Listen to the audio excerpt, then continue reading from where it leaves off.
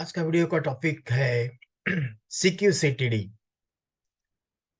Committee on quality complaints and trade disputes. ये एक department है कि director general of foreign trade के अंडर ये डिपार्टमेंट काम करता है। तो इसके बारे में हम ज्यादा जानकारी जानना चाहेंगे और ये जानकारी आप लोगों के लिए बहुत बहुत इम्पोर्टेंट है।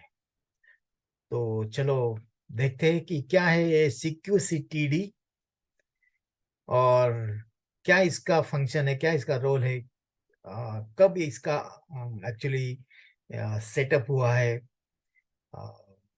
इन इंडिया, और किस तरह के कंप्लेंट्स ये हैंडल कर सकता है, और जो भी कंप्लेंट्स है वो किस तरह से लॉन्च की जाती है और उसका निराकरण किस तरह से किया जाता है। ये सारी बातें हम ये वीडियो में देखेंगे।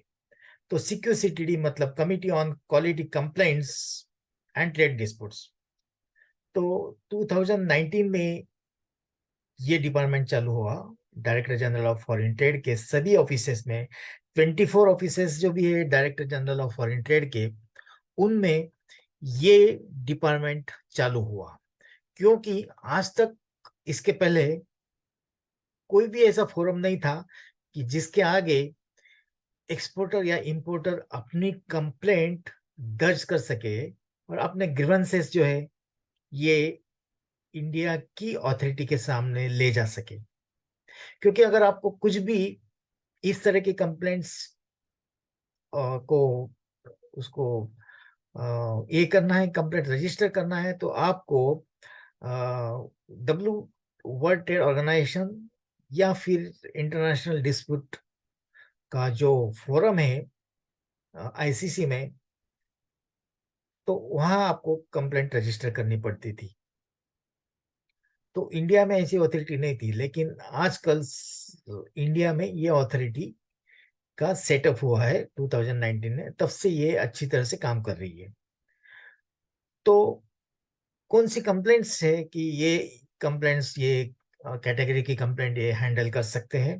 तो दोस्तों, इंटरनेशनल ट्रेड रिलेटेड डिस्प्यूट्स जिसमें गुड्स रिलेटेड इश्यूज हैं, जिसमें क्वालिटी रिलेटेड इश्यूज है, और उस वजह से कुछ पेमेंट्स आपका आया नहीं है, पेमेंट्स गया नहीं है, या शॉर्टेज पेमेंट्स आया है, या फिर पेमेंट्स ही पार्ट पेमेंट किया है, या फिर आपने पेमेंट्स का जो है कि पार्ट पेमेंट करके कुछ अब बाकी पेमेंट्स आप नहीं कर रहे हैं, और आपने गुड्स सप्लाई किया है लेकिन पेमेंट्स अनजस्टिफाइड वे से उसने डिडक्ट करके भेजा है स्टेटमेंट।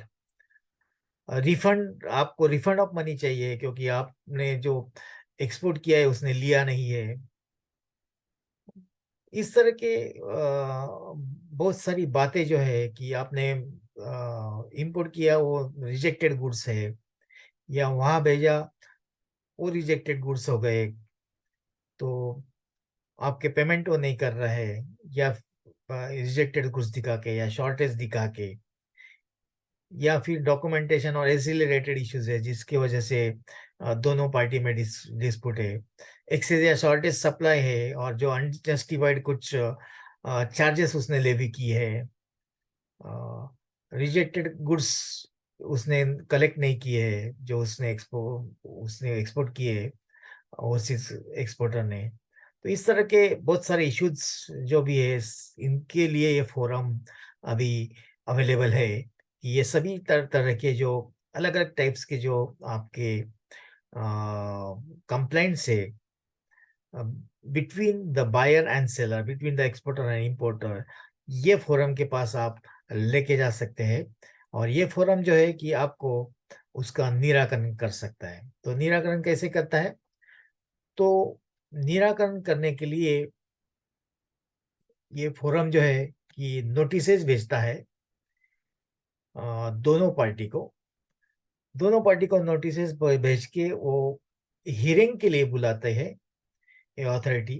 तो हियरिंग होने के बाद दोनों का ये बातें सुनते हैं, और बातें सुनने के बाद रिटर्न सबमिशन भी कराने को लगाते।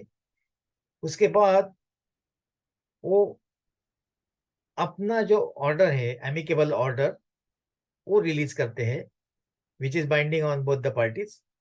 मतलब दोनों पार्टी ने इस तरह का जो भी ऑर्डर है वो ओबे करना है।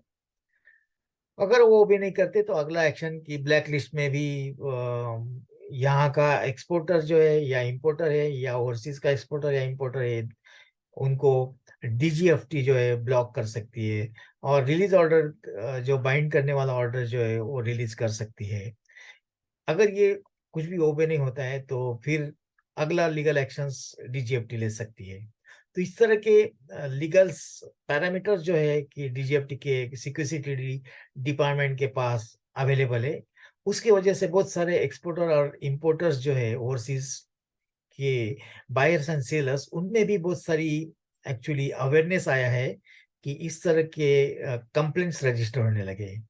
और इसमें सबसे अच्छी बात यह है कि ये सभी तरह की कंप्लेंट जो है ये ऑफिशियली उस कंट्री में से कंसुलेट जो रहता है उनका, उनके कंसुलेट से या उनके एम्बेसी से अपने एम्बेसी में आती है, और अपने एम्बेसी से ये डीजीएफटी के सिक्योरिटी डिपार्टमेंट में आती है। तो कंसुलेट जो है इसके लिए एक्चुअली फॉलो अप करता है, रिस्पॉन्सिबल करता है दोनों पार्टियों को, और इस तरह से इसका निराकरण भी एक्चुअली बहुत अच्छी तरह से होता है।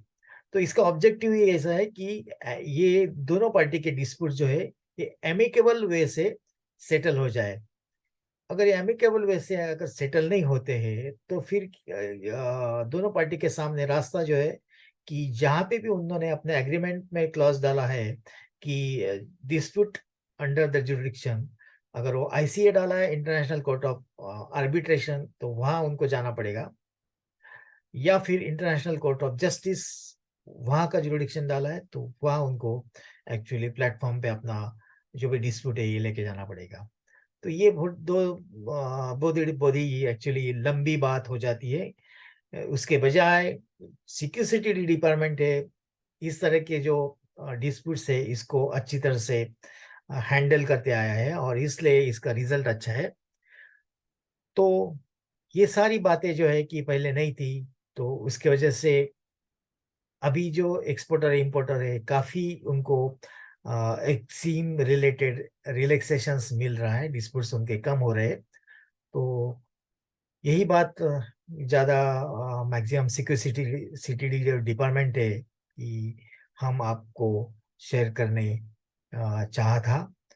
तो हमें लगता है कि हमने मैक्सिमम यूजफुल बातें आपसे सिक्योरिटी डिपार्टमेंट के बारे में शेयर की है। वीडियो अच्छा लगा तो हमारे यूट्यूब को भी आप सब्सक्राइब कीजिए, और बेल आइकन दबा के आप हमारे बार बार जो वीडियोस बनेंगे इसके आगे भी, तो उसका नोटिफिकेशन आपको ऑटोमेटिकली आते जाएगा।